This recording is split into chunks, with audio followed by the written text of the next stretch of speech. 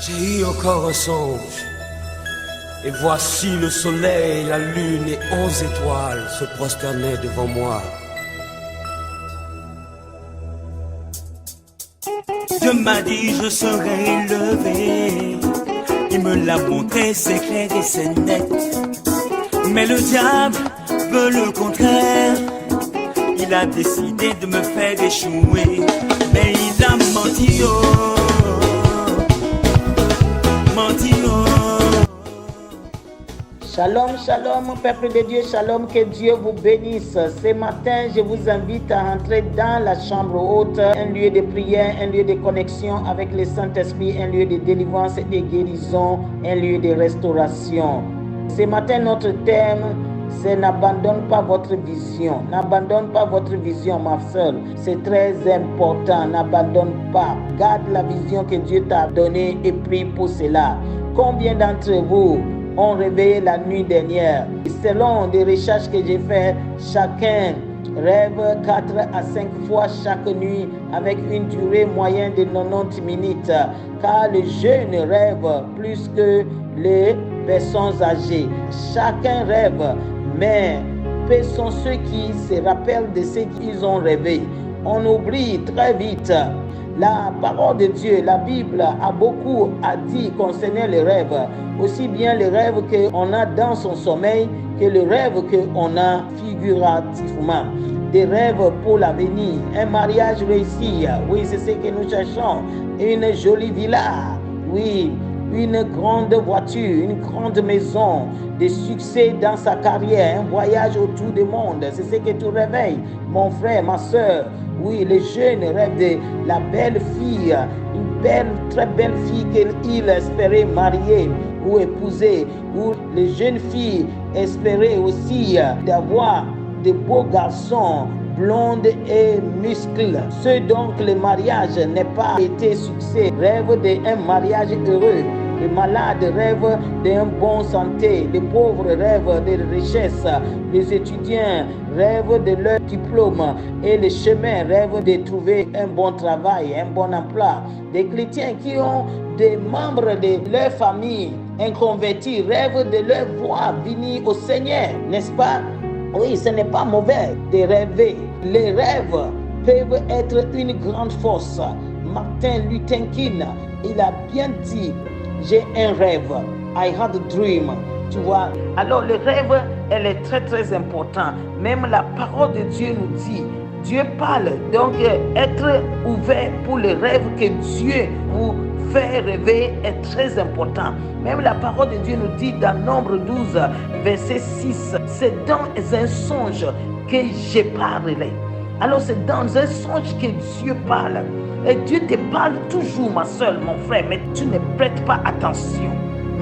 Joël 2, verset 28 nous dit, vous vieillards auront des songes et vous jeunes gens des visions. Alors Dieu parle dans les songes et Dieu montre des visions. Ce que nous recevons de Dieu, que ce soit dans notre vie personnelle ou dans notre vie de communauté, dépend largement de notre vision. Un chrétien ou une église ne progresse presque jamais plus loin que leur vision. Notre vision de notre vie et de notre avenir préconditionne largement de notre vie et notre avenir. Si ma vision pour ma vie personnelle est petite, restreinte, je resterai petit et restreint. Si je me vois raté, si toi tu te vois raté dans la vie, sans réussir dans ta vie ou dans ma vie, il est aussi possible que tu seras raté. Je serai raté et que je ne réussirai pas dans la vie. Parce que dans mon rêve, je rêve que j'ai raté. Alors tu vas voir comme ça que ça va s'accomplir. Alors c'est pour cela c'est très important de prier pour nos rêves. De prier pour nos rêves. Oui, c'est très très important. Si je me vois chemin, mes chances de trouver du travail sont difficiles. Alors, tu verras que tu vas toujours rester chemin parce que tu te vois trouver du travail très difficile. Dans ton rêve, c'est comme ça. Alors, ça va rester comme ça. Si j'accepte d'être toujours malade, oh, mais tes chances d'être guéri sont moindres. Oui, parce que tu te vois toujours malade. Alors pour guérir là, ça va être difficile. Mon frère, ma soeur, ça va être difficile. Si je considère ma vie chrétienne faible ou stagnant, je risque de rester spirituellement faible ou stagnant. Parce que tu vois ça dans ton rêve et ta vision c'est comme ça.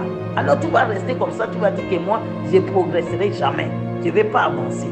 Si ma vision pour mon église est négative, ton église où tu vas, si tu vois négatif que négatif, tu ne saisiras jamais des bénédictions de cette église. La bénédiction de Dieu ne sera pas pour toi dans cette église. Parce que tu vois l'église là que c'est négatif. Tu vois que les négatifs dans ton église.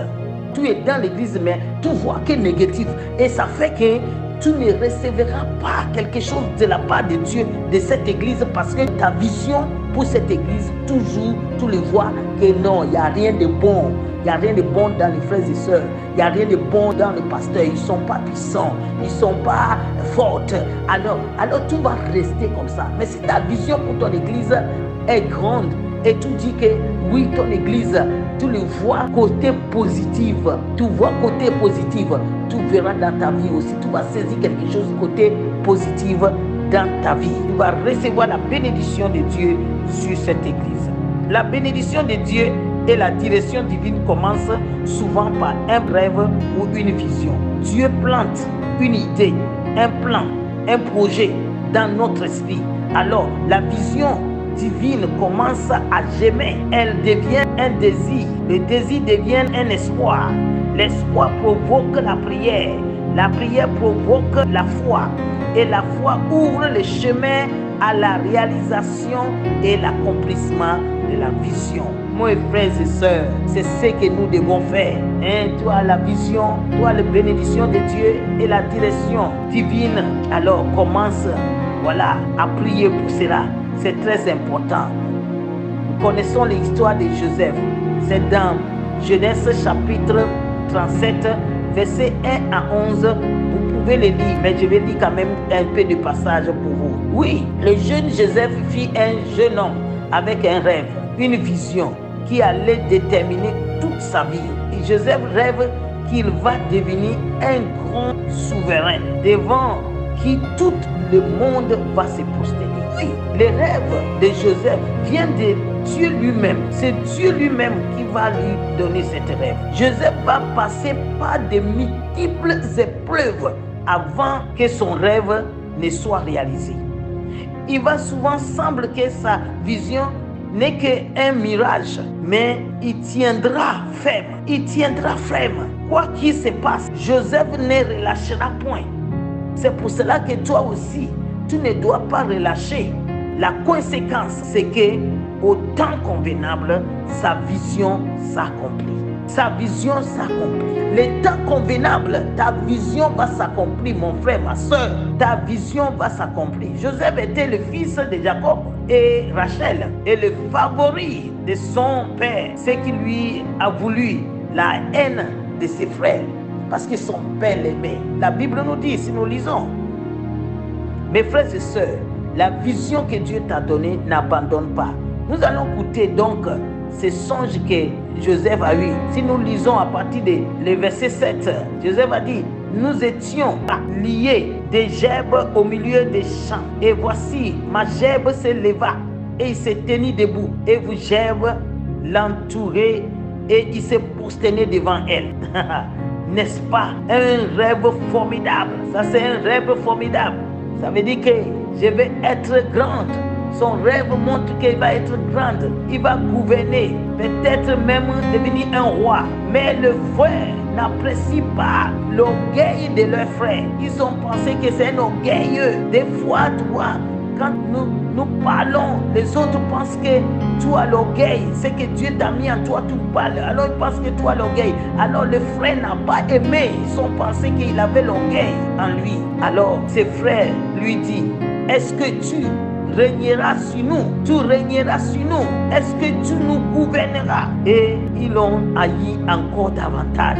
À cause de ces songes Et à cause de ces paroles, quelques jours plus tard, qu'est-ce qui s'est passé encore? Le verset 9 et 10, la Bible dit, il a eu encore un autre songe et il les rencontra à ses frères. Il dit, j'ai eu encore un songe et voici le soleil, la lune et les 11 étoiles se prosternaient devant moi. Et il les rencontra à son père et ses frères. Son père lui réprimanda et lui dit, que signifie ce songe que tu as eu? Faut-il que nous venons, moi, ta mère et tes frères, nous prosternons à terre devant toi? Vous voyez ce qui s'est passé. Le rêve de Joseph devient presque un combat pour lui. Mais il n'a pas abandonné, mon frère, ma soeur. Peut-être tes rêves deviennent un combat pour toi, mais tu ne dois pas abandonner. Tu ne dois pas abandonner. Il est souvent ainsi. Les autres, même vos propres frères et sœurs, ne réagiront pas positivement à vos rêves et ils vont refuser de croire à ce que Dieu vous a montré. Les visions sont d'habitude très personnelles et privées. Alors quand tu as ton rêve et la vision, c'est personnel, c'est privé, mon frère, ma soeur. C'est pour cela que Joseph a traversé beaucoup de combats. Sa vision n'a pas été acceptée par sa famille. Joseph est vendu comme esclave en Égypte, élevé quand même. Il a passé par la tentation. Joseph en prison. Mais ce qui est sûr et certain, Joseph a triomphé. L'accomplissement était là, l'accomplissement de son rêve était là, l'accomplissement de ses rêves était là. Ce que Dieu lui a montré, c'est ce qui s'accomplit dans sa vie. Il est celui qui a gouverné sa famille. Il est devenu grand.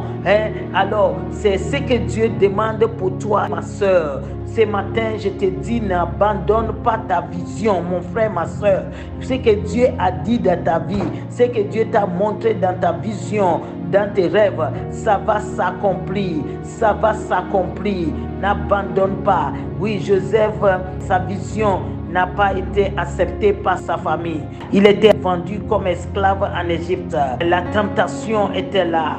Oui, il était tenté, il était en prison. Mais Dieu, qui est derrière sa parole, il a accompli sa parole dans la vie de son serviteur Joseph. Et Dieu va accomplir sa parole dans ta vie, dans nos vies. Alors, persévérons dans votre vision. Au nom de Jésus-Christ, que Dieu vous bénisse ce matin. Au nom de Jésus, soyez bénis. Amen, amen, amen. Yahweh a parlé, il le fera. Jésus-Christ a parlé, ça se fera. J'aurai la victoire, la victoire. J'aurai la victoire, la victoire.